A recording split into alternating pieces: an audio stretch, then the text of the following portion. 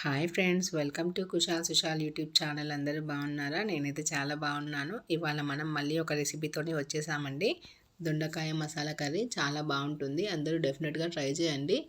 నార్మల్గా దొండకాయ ఫ్రై, దొండకాయ కర్రీ కన్నా మసాలా కర్రీ బాగుంటుంది. తప్పకుండా ట్రై చేయండి. ఎలా వచ్చిందో కూడా నాకు మళ్ళీ కామెంట్ చేయండి. ఇంకా నా ఛానల్ సబ్స్క్రైబ్ చేయని వాళ్ళు సబ్స్క్రైబ్ చేయండి, లైక్ చేయండి, షేర్ చేయండి. మనం వీడియోలోకి వెళ్దాం. నేనైతే 200 గ్రామ్స్ దొండకాయలు తీసుకున్నాను. వాటిని నీట్గా వాష్ చేసుకొని ఇలా గుత్తి వంకాయ స్టైల్కి కట్ చేసుకున్నట్టు కట్ చేసి పెట్టుకోవాలి. స్టవ్ పైన కడాయి పెట్టుకొని 2 టీ స్పూన్ల పల్లీలు వేసుకొని దూరగా వేపుకుందాం. అందులోకి ఇంకా రెండు టీ స్పూన్ల ధనియాలు వేసుకొని వాటిని కూడా వేపుకుందాం. మసాలా దినుసులన్నీ ఇలా సిమ్లో పెట్టుకొని దూరగా ఫ్రై చేసుకోవాలి. అలాగే 1 టీ స్పూన్ జీలకర్ర, 4-5 మిరియాలు, అలాగే 2 లవంగాలు, ఒక చిన్న దాల్చిన చెక్క ముక్క, వీటన్నిటిని మాడనివ్వకుండా దూరగా ఫ్రై చేసుకోవాలి. ఇందులోకి 1/2 కప్ అంతా ఎండు కొబ్బరి, 4-5 జీడిపప్పు. ఎండు కొబ్బరి లేని వాళ్ళు పచ్చి కొబ్బరి కూడా వాడుకోవచ్చు ఫ్రెండ్స్. అలాగే ఇందులోకి 2 టీ స్పూన్ల నువ్వులు వేసుకుందాం. నువ్వులు బదులు గసగసాలు కూడా వేసుకోవచ్చు, బాగుంటుంది. వీటన్నిటిని ఫ్రై చేసుకొని ఒక ప్లేట్లోకి తీసుకొని చల్లారనిద్దాం.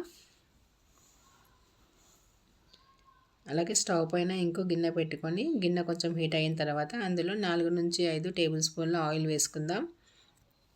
ఆయిల్ కొంచెం హీట్ అయ్యాక అందులో కట్ చేసి పెట్టుకున్న దొండకాయలన్నింటినీ వేసుకొని హై ఫ్లేమ్లో మూత పెట్టుకొని బాగా మగ్గనిద్దాం. దొండకాయలు ఉన్న వాటర్ వల్ల ఆయిల్ పైనకి చిల్లుతుంది. మూత పెట్టుకొని మగ్గనిద్దాం. ఇందాక మనం ఫ్రై చేసి పెట్టుకున్న వాటన్నిటిని గ్రైండ్ చేసుకొని ఇలా పేస్ట్ రెడీ చేసుకోవాలి.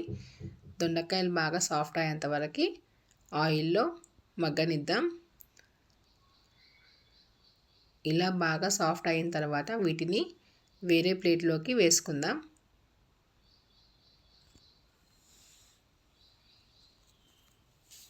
దొండకాయలన్నిటిని వేరే ప్లేట్లోకి తీసుకున్న తర్వాత ఆయిల్ ఉంది కదా, ఈ ఆయిలే కర్రీకి సరిపోతుంది. ఇందులో ఒక బిర్యానీ ఆకు చుంచి వేసుకుందాం. అలాగే సన్నగా కట్ చేసి పెట్టుకున్న 1 కప్ ఆనియన్ కూడా వేసుకుందాం. ఆనియన్ బాగా ఫ్రై అయ్యేలాగా కలుపుకుందాం. ఈ ఆనియన్లోనే మనం కట్ చేసి పెట్టుకున్న పచ్చిమిర్చి వేసుకుందాం. బాగా ఫ్రై అవుతున్నప్పుడు ఒక రెమ్మ కరివేపాకు కూడా వేసుకుందాం. ఆయిల్ కొంచెం కలర్ వచ్చిన తర్వాత దీంట్లో అల్లం వెల్లుల్లి పేస్ట్ 1 స్పూన్ వేసుకుందాం. అలాగే 1 టీ స్పూన్ పసుపు కూడా యాడ్ చేసుకుందాం. అంతా బాగా మిక్స్ అయ్యేలాగా కలుపుకోవాలి. కట్ చేసి పెట్టుకున్న 2 మీడియం సైజ్ టమాటోలు కూడా వేసుకొని బాగా కలుపుకుందాం. మాడకుండా కలుపుకొని మూత పెట్టుకొని ఒక 2 నిమిషాలు మీడియం ఫ్లేమ్లో మగ్గనివ్వాలి. టమాటా కొంచెం సాఫ్ట్ అయిన తర్వాత ఇందులో టేస్ట్కి సరిపోయేంత కారం, టేస్ట్కి సరిపోయేంత సాల్ట్ వేసుకొని మళ్ళీ ఒకసారి అంతా మిక్స్ చేసుకుందాం. ఇలా ఒక 2 నిమిషాలు మూత పెట్టుకొని సిమ్లో మగ్గనివ్వాలి. మగ్గిన తర్వాత ఇందులో మనం రెడీ చేసి పెట్టుకున్న మసాలా పేస్ట్ అంతా వేసుకొని బాగా మిక్స్ అయ్యేలాగా కలుపుకుందాం. ఫ్లేమ్ మీడియంలోనే పెట్టాలి, హై ఫ్లేమ్లో పెడితే మాడిపోతుంది. సిమ్లో పెట్టి బాగా కలుపుకోవాలి. మసాలా మాడకుండా కలుపుకోవాలి. ఇలా ఆయిల్ మొత్తం బయటికి రిలీజ్ అయిన తర్వాత మనకి కర్రీ కావాల్సిన గ్రేవీ కోసం వాటర్ యాడ్ చేసుకుందాం. నేనైతే 1 గ్లాస్ వాటర్ యాడ్ చేస్తున్నాను. ఇంకా పల్చగా కావాలనుకునే వాళ్ళు కొంచెం ఎక్కువ కూడా యాడ్ చేసుకోవచ్చు. ఇది ఉడికిన తర్వాత బాగా దగ్గర పడుతుంది.